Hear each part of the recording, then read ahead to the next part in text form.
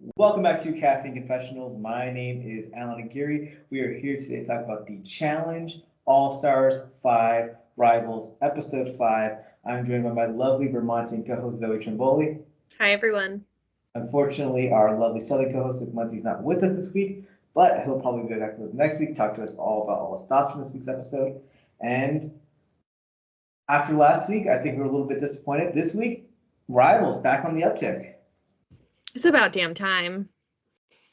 And I also, as I was thinking that, I was like, it's episode 5. I just discovered how impatient I am as a viewer, like how quickly things can feel like they fall into a lull, but how just a little bit of friction, a little bit of unexpected or a change of the path that we're on can feel so invigorating.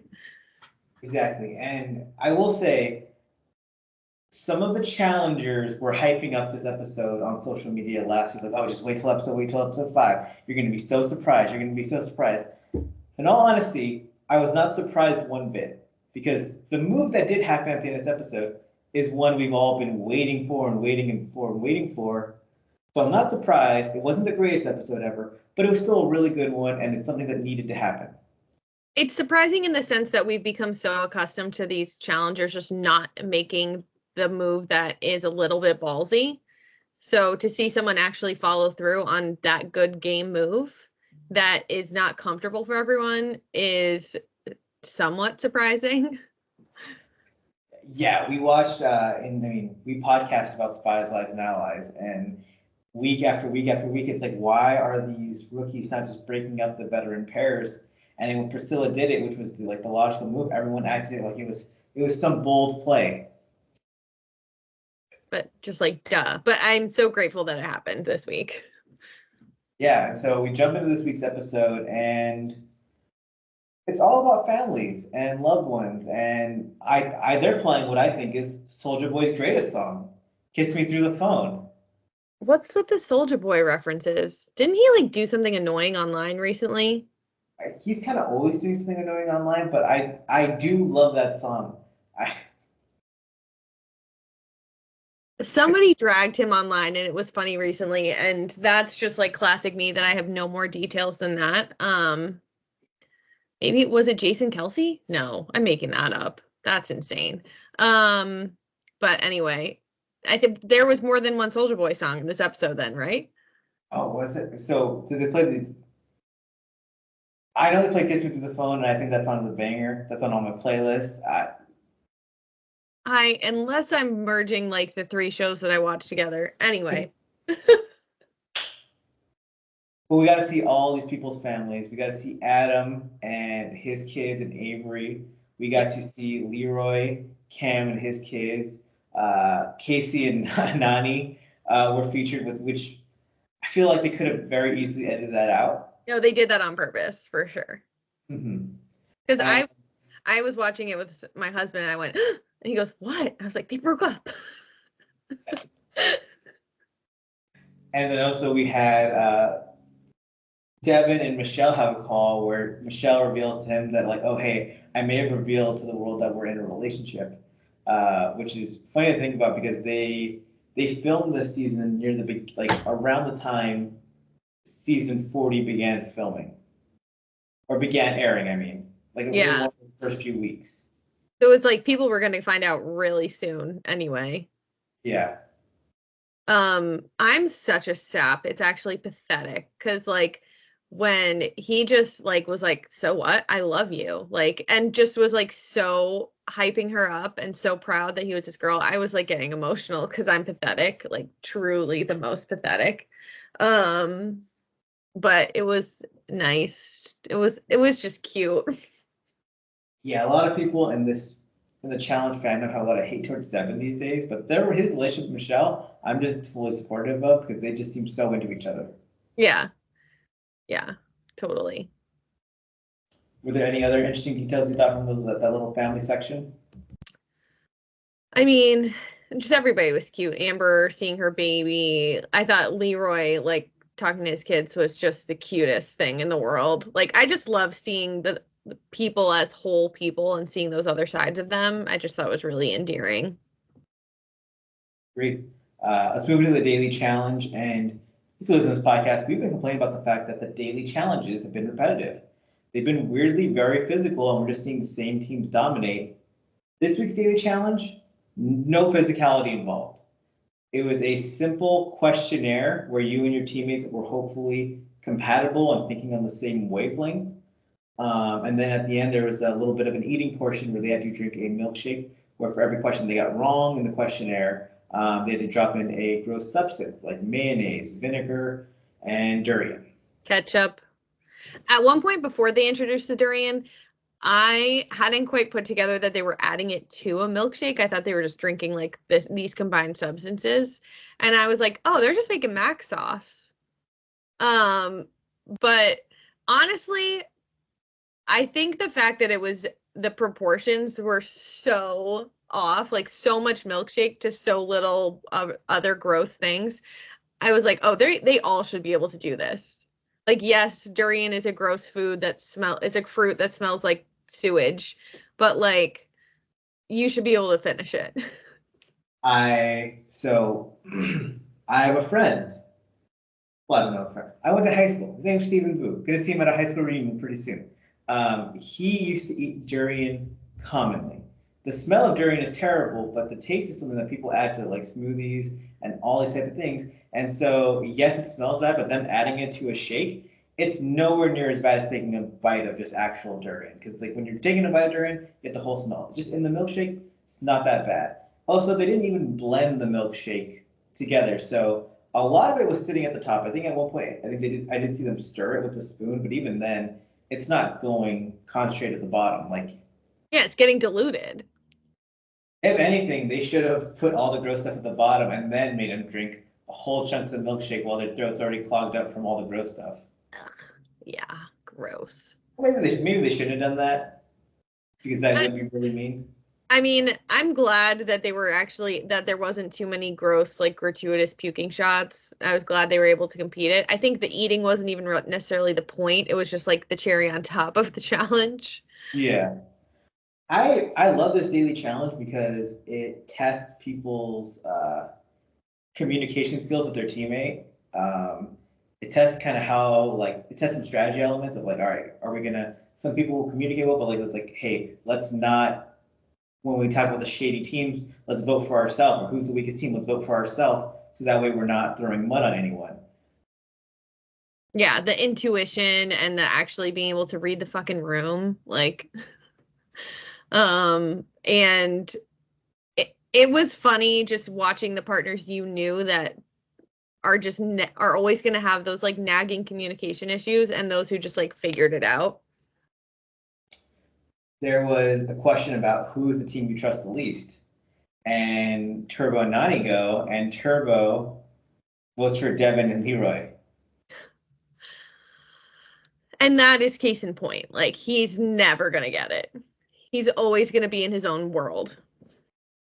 Yeah, Turbo hates Devin. That's what it comes down to. Meanwhile, Nani is like literally like brothers and sister with Leroy, and she's a Vacation Alliance member. So she's close to Devin by proxy.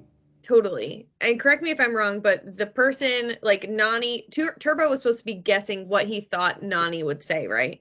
That was like his job as the other partner. Yeah. So it wasn't necessarily like, what do you think as a team? He was supposed to be trying to read Nani's mind. Yeah. And then they had the question too of who's the weakest team. And everyone voted either Katie and Veronica, which is the logical choice, or Frank and Sam, which is also a logical choice. Totally. Excuse me, sorry. Good. Those were my two votes. I would have gone with Katie and Veronica personally, just because they wouldn't take it as personally. Mm-hmm. But I honestly enjoyed that it was a really good ego check. I think for Sam more than Frank, honestly. Well, there was also a section of like, what is your team's biggest weakness? And Frank picks Sam's physicality, which is what makes sense. And Sam puts her loud mouth. I I could have seen red if I was Frank during that part. Cause like, that's like when we talk about this in the last time this season, I'm going to bring up Anissa. We talk about like Anissa's lack of self-awareness. Like that's the kind of stuff we're talking about. Like, Sam, just admit you're out of shape. It's okay. Yeah, and I was going to compliment, that little family section too. There's a moment where Frank and Sam actually get on the exercise bikes together and they're cycling. And I'm like, hey, good job, Sam. Like, that's what we were complaining about with Anissa just 2 weeks ago, and you're actually doing it. You're training. You're like doing some work in the house. Like, good for you. But to just not openly admit that cardio is your weakness is kind of crazy. It's ridiculous. We also saw, I mean, just like in terms of like you have some dumb guesses too. I love Adam and Steve, but I think Adam put like physically rusty, which is just like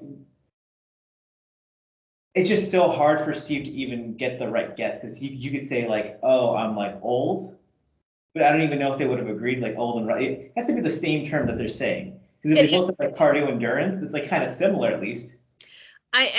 It has to be a term that they're using with each other, like when they're communicating, because it's so random if not. And I feel like I have heard actually them say it in previous episodes that they're just like rusty and old. Mm-hmm. It reminded me of like when preschoolers like or come out with like these random phrases that they didn't come up with on their own. Like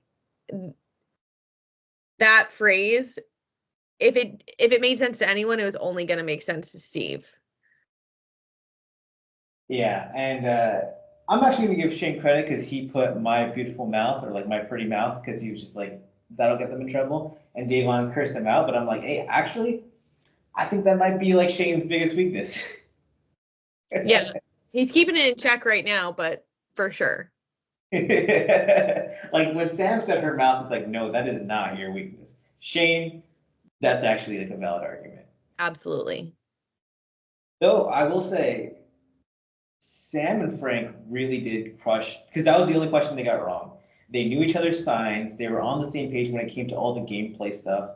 Like these two were probably the most compatible partners in that sense because through everything they've been through, like they are bonded. They've actually like had deep conversations and they communicate with one another.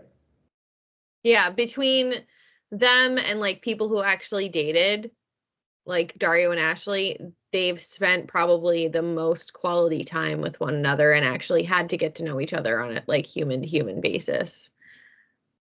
Frank has made some deep, like mean remarks about Sam in the past.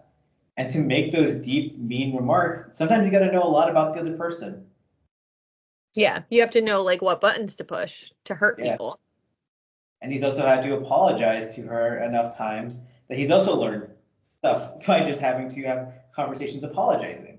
Yeah, and I also feel like Frank is someone that since his time on reality TV has probably looked back at the things he said and did and like really reflected on it and tried to learn from it.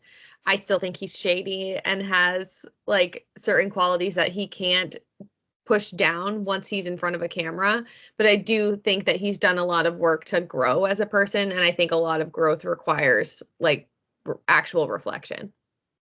Yeah, those two, I mean, even if they weren't on this, even if Sam was not on this season, because we've talked about the idea of Frank having other partners, but even if Sam wasn't on this season, people would still be bringing up Sam with Frank, and they're always going to be tied because it's like he can't do an interview without people bring up their history together, and it makes, his choices from 15 years ago are always going to be with him. Yeah, totally. Now we get to the smoothie eating portion, and it was just chaos because everyone finished their smoothie at like basically the exact same time. Photo finish. This is where like I think there was the flaw in the daily challenge. Like maybe they should have after each question or each couple questions had them like drink and then have like one or two teams eliminate at a time. Yeah, like done like a worst to first like style round. Yeah, I think that would have made it a lot better, a lot more interesting. And like it would have given more teams a chance. Although like I wouldn't have wanted some of those really strong teams to have too many chances. So I'm glad things worked out the way it did. And I'm glad we didn't spend too much time on that part of the episode, but there probably were ways to make it a little more engaging. I frankly was just so happy it was something new. Yeah, it just these last few weeks, like there's only 3 teams that come in first or second in every daily, and this is just immediately a different team. You could also put on your tin hat a little bit and go conspiracy theory and say, oh, when they weigh the smoothies, they're like, that's a way they can guarantee a different winner for once. Yeah. I think I remember looking at it thinking that it looked like Frank and Sam's had less in it than, was it Devin and Leroy was the other team? Yeah, I thought so too, but it's like even then it's one of those things where like, well, who really knows type stuff. Like, maybe even a team who would have been like a boring winner in this scenario, like who like I mean, if Devin and Leroy won, actually that would have been the most boring scenario. But let's say if Fessy and Amber won again, just that would have been a really boring scenario. Mm-hmm. Frank and Sam winning though, it's the most exciting outcome because they are, as everyone said, one of the weaker teams at the very least physically. Though I will say, like coming out of this, Sam gets they win the daily challenge. Sam is bragging, she's peacocking a bit, and I thought it was hilarious. Me too. Sam kind of does deserve to talk her shit a little bit, just because like Sam's not a great competitor.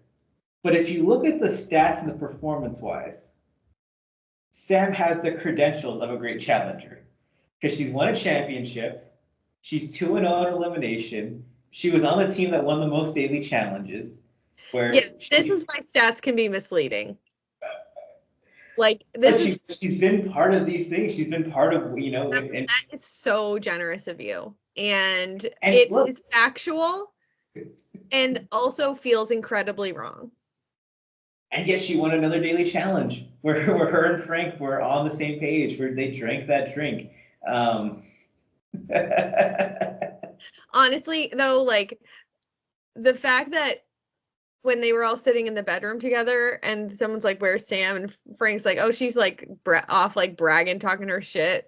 I was just like, I cringed and also laughed out loud because there was like a shot they had of her after they won where she's like clearly so proud of herself, but it like struck me as like little kid who like found the prize on the scavenger hunt proud. Like it wasn't like she just was like so giddy, and something about her face, I'll have to find a screenshot and send it to you because it was just like this moment I can't get out of my head.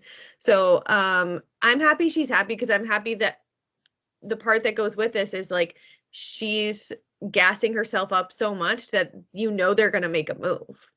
Yeah, and it's funny too because like all these people come on these shows and like they're in great shape, and it's like who won the daily challenge? Oh, it's fucking Sam again.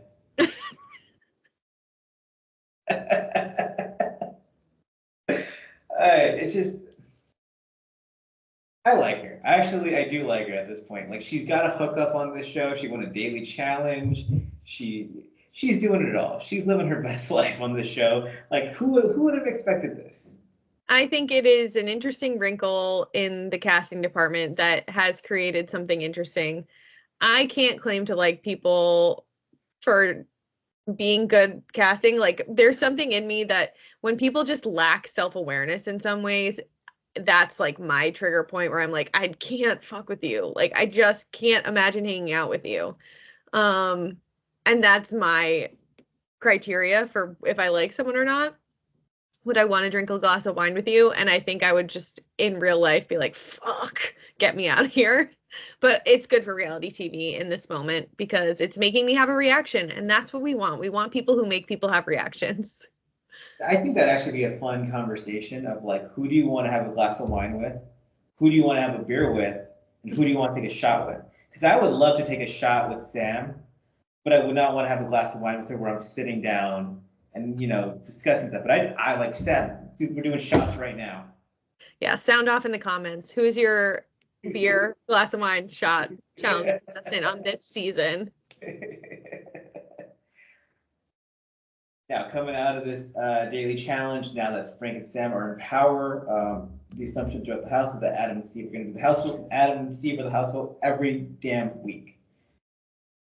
With that in play, people are pitching ideas to Frank and Sam for the big move to put against them. One of the teams that makes a pitch is Nicole goes to Frank and Sam and is like, well, how about Nani and Turbo? That way you get a start holder in.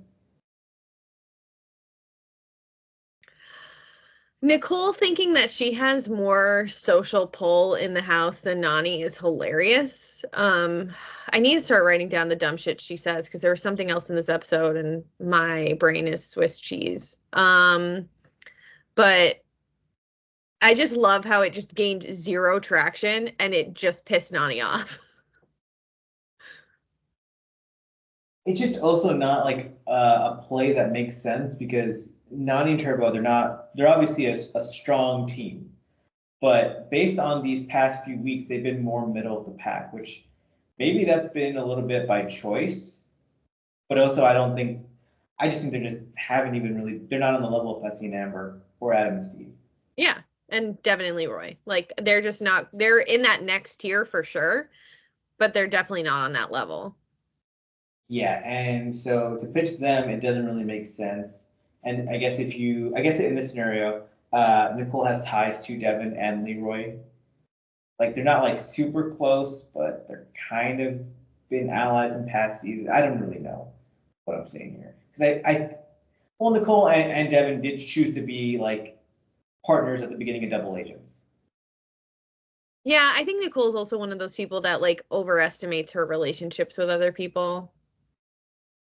Like people might tolerate her or think she's funny or like not even necessarily like dislike her. But I think it's like similar to Amber kind of in the way that Amber has acknowledged that she does this, but she thinks she's a lot closer to people than she actually is. Nicole also she just views herself as one of the guys too. Yes. So I don't, yeah. I don't think I've ever seen her say a negative thing about a male competitor when I think about it. I try not to think about her, honestly. This is why we need Luke, you know? Like I feel like he can recall all the beef. Yeah, no, and I've been blocked with her online for many years, so I don't really, if she's tweeting negative things about guys, I'm just not seeing it. Yeah, I've been blocked for years at this point. She pitches a really bad idea, and now someone else, I don't even know if I would say he pitches it, but he talks about the idea, which is just a bad sign. Dario. And Dario, he's at the bar, he's talking with Fessy and Corey, and he's like, yeah, Leroy and Devin is probably the play if you're trying to make a big move against Adam and Steve. Now, this is relevant because at the beginning of the episode, we also get to see a scene where Dario talks about his relationship with Leroy and how Dario literally moved to Las Vegas after he met Leroy in the challenge and Leroy told him yeah, move out here, life's good out here, it's cheaper. Leroy set him up with a job, a car, his whole, Leroy and Dario were real life good friends, almost best friends outside the show. Yeah, claiming that they talk on the phone every day. There's been a lot of foreshadowing going on in these episodes to the point where I feel like I've clocked the outcome every episode 10 to 15 minutes in. Yeah. And I try to tell myself that I could be wrong. That's how it goes down. I'm something's happening here in this relationship. And then I have to spend the rest of the episode wondering if I'm right or not. But I had no idea that they were that close. Maybe I did at one point, but forgot. The fact that they were saying they legitimately talk on the phone, at least on a weekly basis. Leroy said daily, which I was like, who talks to someone on the phone every day? That's crazy. But clearly there's a very intimate bond there. I've had people I've dated who I don't even talk to every day on the phone. Absolutely not. That's torture. It's actually cruel and unusual punishment for me. But yeah, best buddies. Dario would obviously never do anything against him, except in this moment he says their name. And here's why it's dumb. Because it's obviously if you're Dario confessional, yeah, say it. Say it, because it is the logical move and be hey, it is better for my game if Leroy would get eliminated here. Do not say it out loud to anyone in the house. Keep it to yourself. People are going to make that move anyway. You don't need to say it for people to think that. They're the two guy teams in the house. Let them put 2 and 2 together. Like, we get that you can put 2 and 2 together. Just don't let everyone know you can. Hypothesizing out loud is as good as suggesting in this house. Like, and that's how it will come across. I get where Dario might be coming from in the sense that, like, you might assume that everyone in the house is too dumb to do a smart move because many of them have had chances now and have not taken it. But he shouldn't have been surprised that this came around to bite him in the ass. Before we get into that, I want to talk about like Dario's history on the show a little bit. Because he has like, it's not the first time something like this has happened before. On Rivals 3, he was part of the big alliance with Wes that were trying to take down Johnny and Vince because Johnny was winning every daily challenge with Sarah. And then one week, Dario won the daily challenge and he did not nominate Johnny and Vince. He nominated Devin and Corey instead. And people got on his ass about it. And they called him like, a betrayer because he joined Johnny's alliance. Essentially, he made a deal with Johnny. It's like, hey, carry me to 3rd place. And I've defended that move actually a little bit. And here was why. Nate and Christina were in elimination. They're the team already in. So Johnny and Vince were not going to lose to that team. Except that team had Christina, like, surprisingly good on that season in some ways. She was good. He wasn't. And then they ended up beating Corey and Ashley in one of the greatest elimination upsets ever. But that did happen. He ends up getting like beat up by a twist at the end where it just like pulls skulls and the end of elimination. On Invasion, he made a move where the Lavender Lady Young Bucks Alliance, they didn't know where he stood in the alliance, and then he threw Sylvia into elimination, kind of blindsided her against Kayla, to throw her in against Kayla. That was actually like a very smart move on paper because everyone assumed that Kayla was going to beat Sylvia.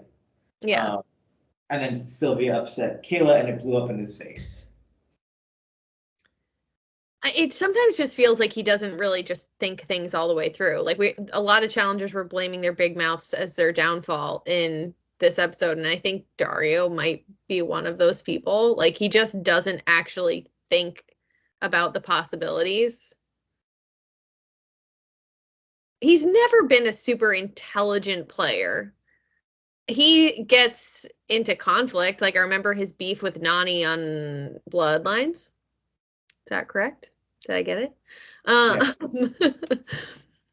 But I don't think that he's like strategizing when it comes to his relationships. He works in real estate now. And he seems like a guy who has one pitch. Yeah.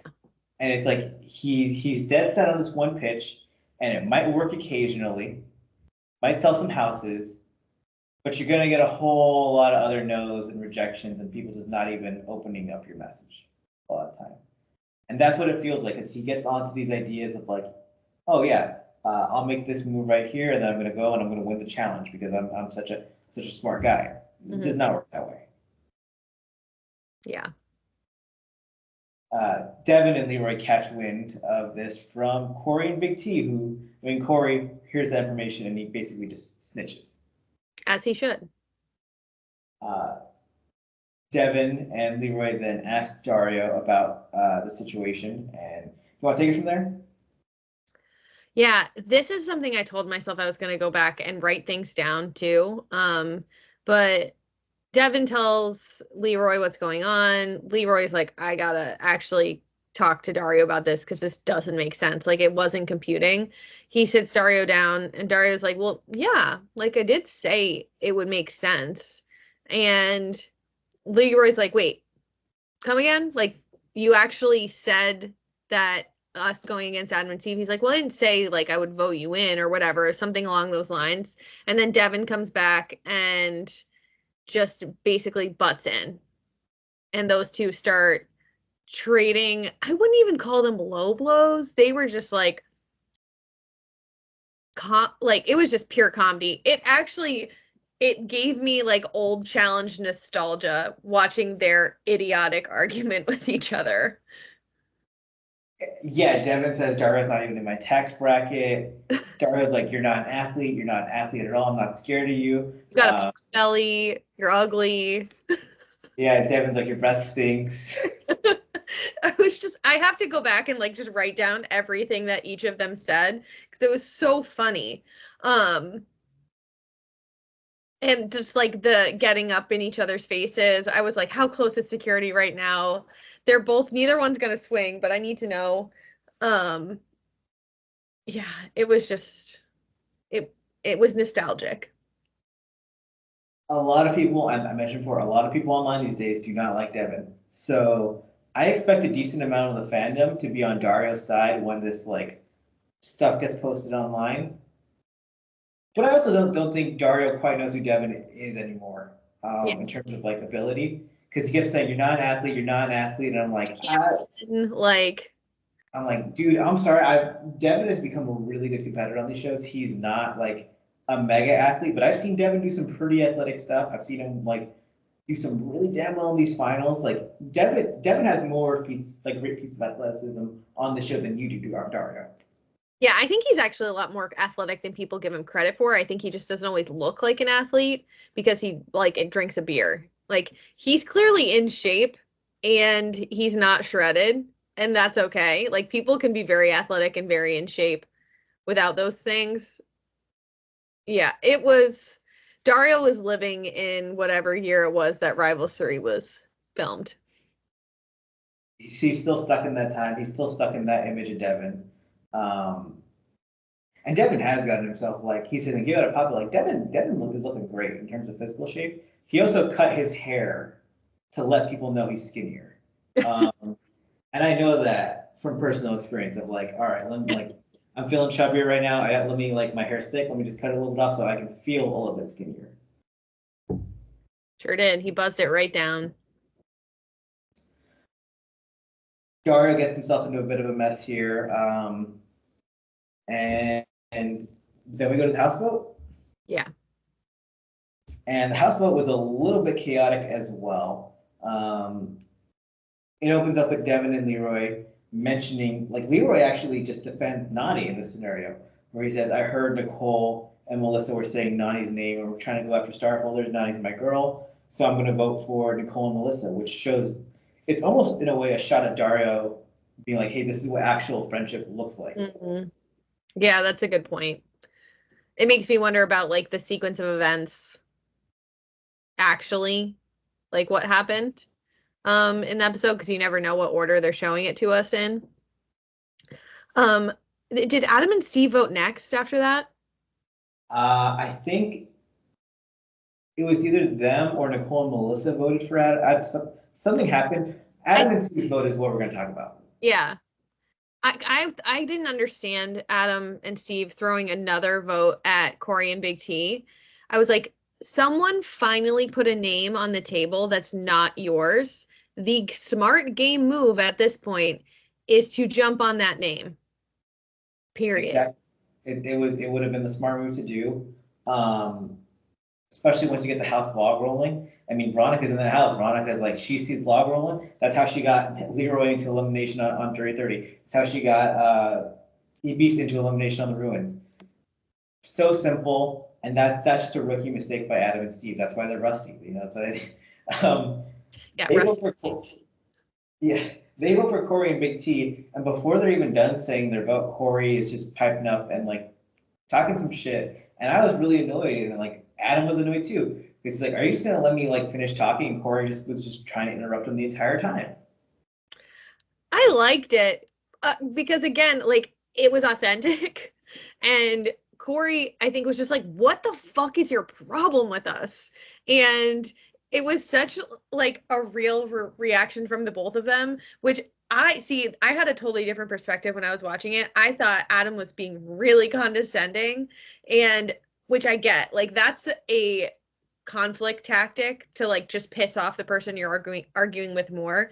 Like he was just poking and poking and poking, and Corey can't shut up and won't shut up. So like they were just two dogs barking at each other.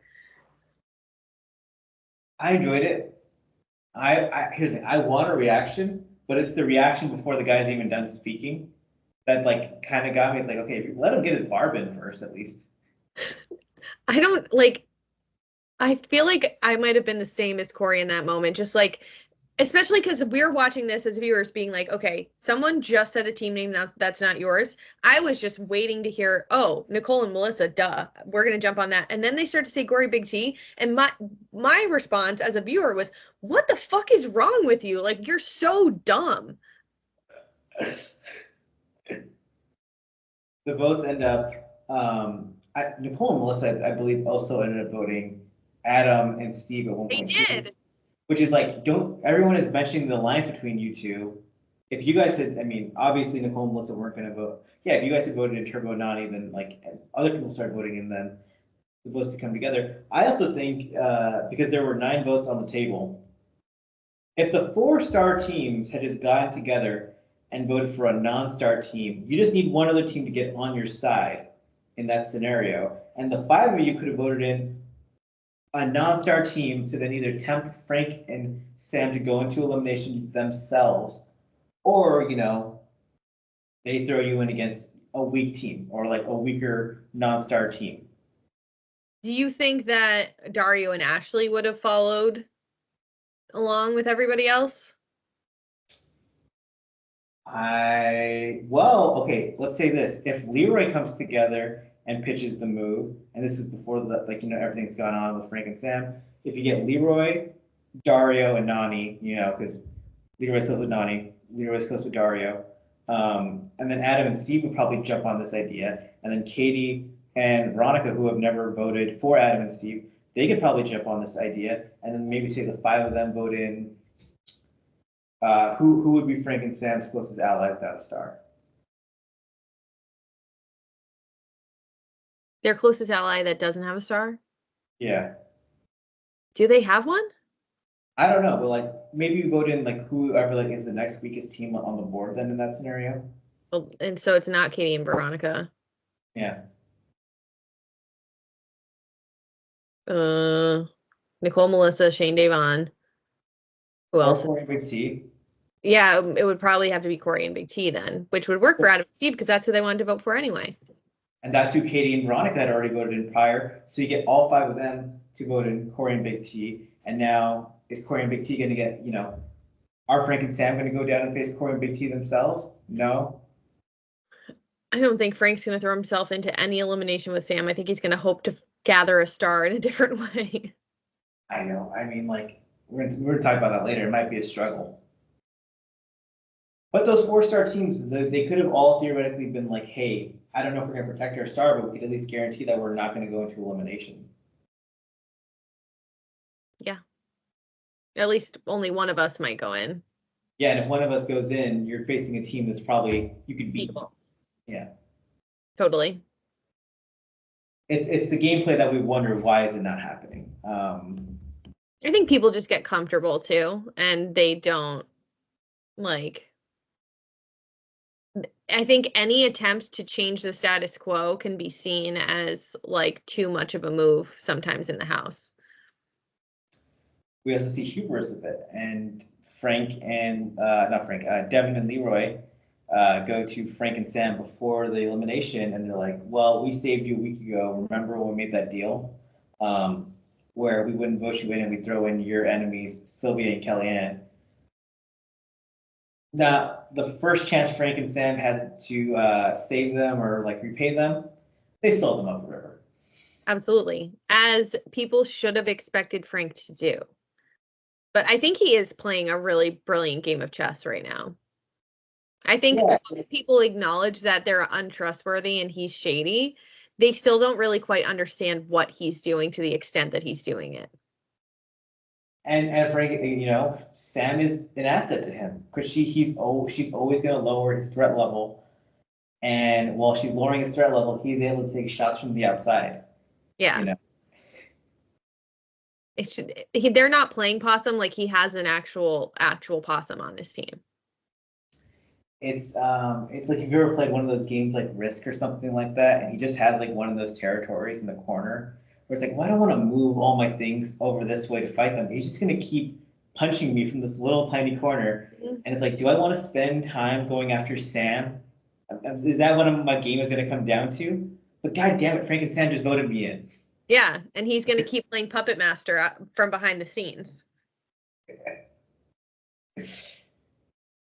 God, it's so good to have Frank back on our TV. And now that he has like a daily challenge beast and Sam, like they are unstoppable.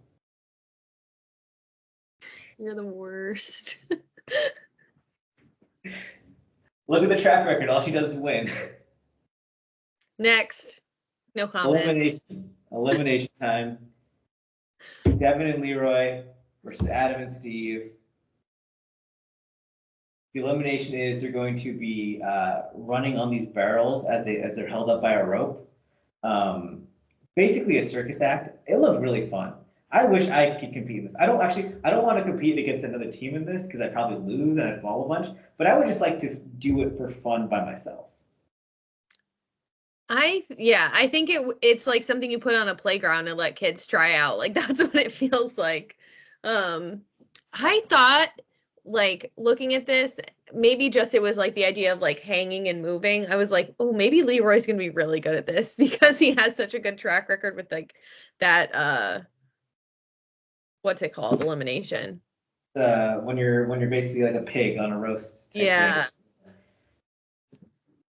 So look, it looked like a fun elimination. It was different. And because there were two male teams, like you don't have to worry about any like fairness aspect. It's just like let them compete. They're on the exact same level. And there was also a puzzle at the end where they had to organize the barrels and add them up to make sure they're the same amount. Yeah, which was, I didn't even really get a good look at it. I know one side was 17 and one side was 23. But I didn't even feel like I got a good look at all the barrels at once to see what all the other numbers were. Was there a rule about like it had to be in a triangle, right? It was, but it didn't have to be an equilateral triangle because it looked like some of them had like 5 on one side and like 3, and then so. That was the part that was throwing me off, I think, because I was like getting glimpses of it, and I was in my head it had to be because they had 9 barrels, so I was like, oh, it has to be 3, 3, 3, but it definitely wasn't that way because mathematically that made no sense.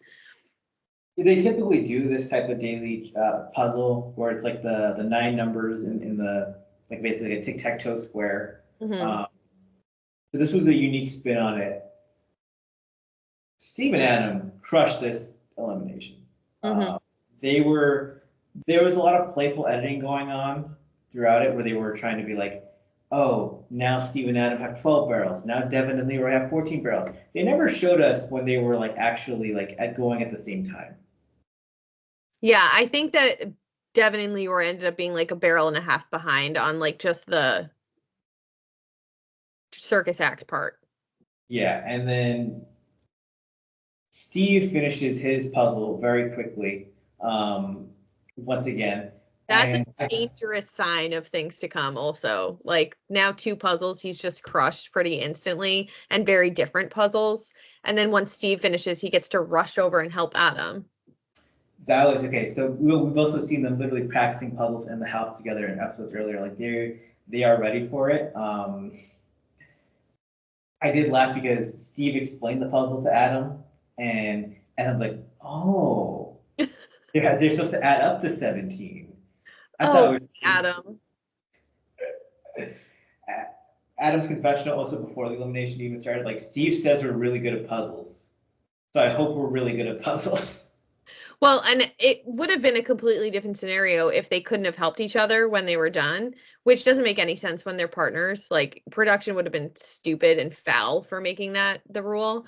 So I'm glad that Adam or Steve was able to go help Adam. But if he hadn't been, it could have been a completely different outcome.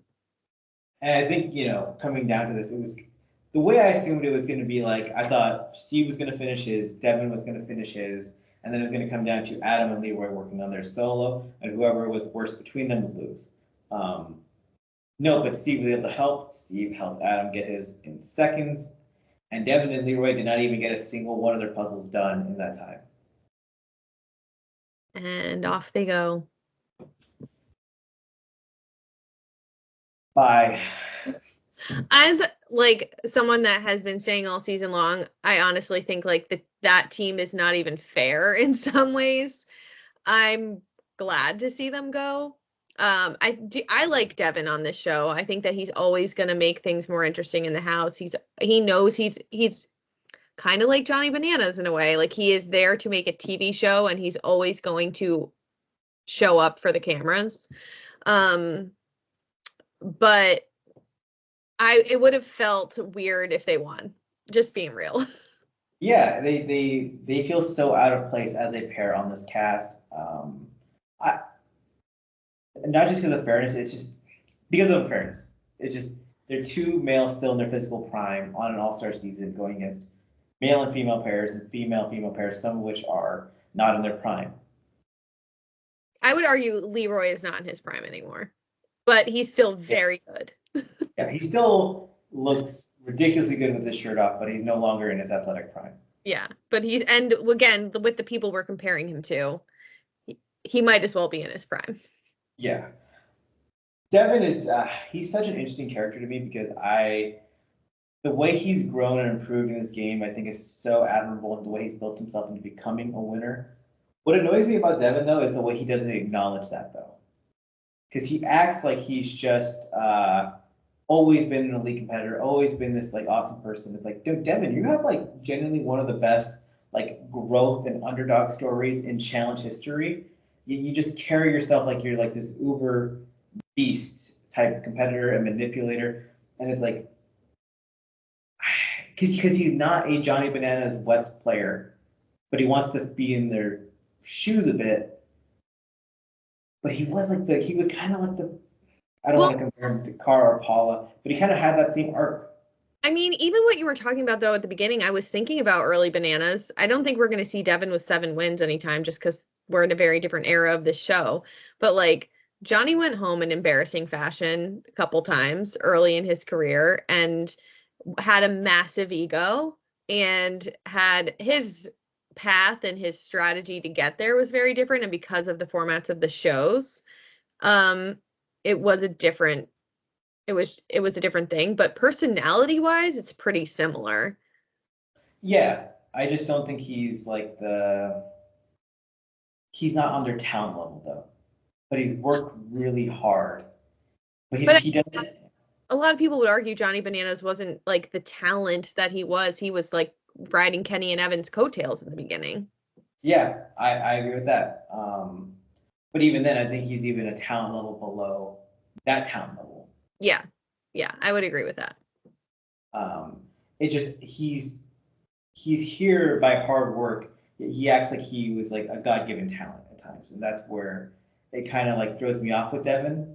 Yeah, and I think honestly, I think it's like a little bit of a shtick, like he's trying to be a heel, because I think it actually would make him a lot more likable because people like people who have to work hard to get to where they are. Like it's just you're naturally inclined to root for those kinds of people, like you were saying, like a Cara or a Paula, who really had to have some sort of metamorphosis to become the challenger that they became.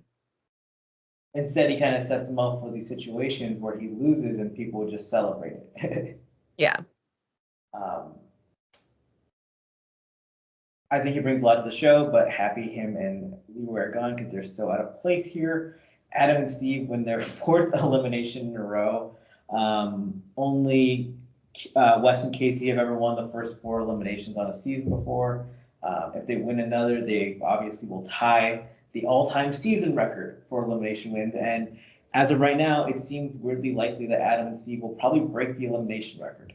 Yeah, I'm just like, will they see a 5th next week? We'll find out. Yeah, no team has ever gone into the first 5 eliminations in a row. So if that happens, already a record. They have to win. Or honestly, at this point for them, they should just lose. Lose on purpose. Get that record. Short-sighted, but I mean, honestly, with kind of how Adam acts in some of the voting processes, sometimes I'm like, I think he'd be into that. I think he'd be happy to have the record and not even the win. Adam is on his own little planet. And I don't even think Steve has social media, or if maybe he has Instagram. It's because I never hear any like Steve's beefing with cast members after the season type stuff. It's just like Steve just pops up on the show. Yeah. Now, did they get to move Devin and Leroy Starr to a team like Nicole and Melissa or Veronica and Katie? Nope. Sure didn't. I was wondering if it was going to go to Frank and Sam, honestly, because there was such a like dramatic pause about what was going to happen to the star, and nobody gets it. Yeah, and the trailer for next week teases that the star will likely be going to the Daily Challenge winner. Which I guess no, because Adam and Steve already have one. What's the incentive to win then? What happens if you're a star holder? Do you get to compete?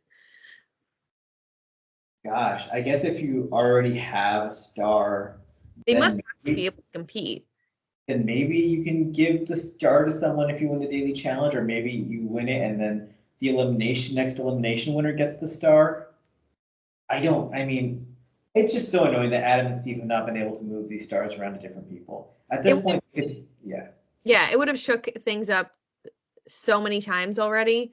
And Adam and Steve wouldn't have been in their fourth elimination because these star holders would have been afraid of losing their stars. Yeah, so at this point already, Adam and Steve theoretically could have moved the stars to 3 different teams, and then also moved it one more time to another team, just for shits and giggles if they wanted to. Absolutely. They're just getting punished, and every week they have to defend the star, and it's why Fessy and Ember not going in last week is actually a little bit like more of a bad move, because there are going to be limited scenarios in which you can earn the star, and only one team is likely going to have to defend it a week. Or maybe in this scenario we had 2, but it's going to be harder to get one and harder to defend. Totally. Yeah, I didn't understand, especially for a team like Fessy and Amber, why they wouldn't want to get a star at that point in the game, knowing that they're a formidable team to take it from. And the likelihood of them winning more challenges is so high. Yeah. Turbo and Nani have been on easy streak because they came in 4th place in one daily challenge and have had a star for 4 weeks now. And because of Dario's actions this past week, they have more of a target on them because of Dario's shown signs that he's maybe not someone you can trust. And they lost their biggest protector in Leroy. Which then, that probably hurts their alliance with any alliance they would have had with Nani and stuff like that, because now Nani's going to be more with other people in the house rather than them. These are already more interesting scenarios than we were talking about last week, though. Totally. Something has to happen. And that's exactly why Devin and Leroy were the right team to go home. These daily challenges are going to be so much better because, especially the physical ones, where it's like whenever that team won any physical daily challenge, it felt like such an eye roll moment of of course these 2 won. Yeah, and maybe that's not fair to them. Maybe we're discrediting the other teams or discrediting their ability, but that's certainly how I felt. And it was not their fault. It's casting's fault in that scenario. Totally. But I'm still just never going to be amazed when these 2 guys who are still young beat these people in physical challenges. Steve and Adam, at least when they do it, they are older and rusty at least. Yeah, very rusty. And they're beasts. They're great competitors, but it is, the gray hair, the years of hand modeling on their bodies, it just freaking knees, I love them both, but yeah. We might have Adam on this podcast at some point. He has been in the comments, so hi Adam. If you haven't already, we dropped a podcast last week with Kellyanne. Did you listen to it, Zoe? I haven't listened to all of it yet. I was really enjoying listening to it though. So I'm going to get back to finish the rest of it. She's just the best. She's 100% honest at all times, even to a fault. But actually, not even to a fault, to our benefit. That's my glass of wine. Just putting that out there. Kellyanne is definitely my glass of wine. She's lovely, and even at the end of the podcast, she's like, "So when are you coming back to California so we can get a drink?" Yeah, bless her. Send her my love and tell her I want a glass of wine with her. All right, everyone, make sure to keep up with us next week. Hopefully, Luke will be back for episode 6. Subscribe on iTunes, Spotify, YouTube, wherever you get the podcast. more exciting stuff's going to happen. Sam is probably going to dominate every daily challenge from here on out, as expected. Who knows? Maybe a second hookup for Sam too. Bye, everyone. Time to go.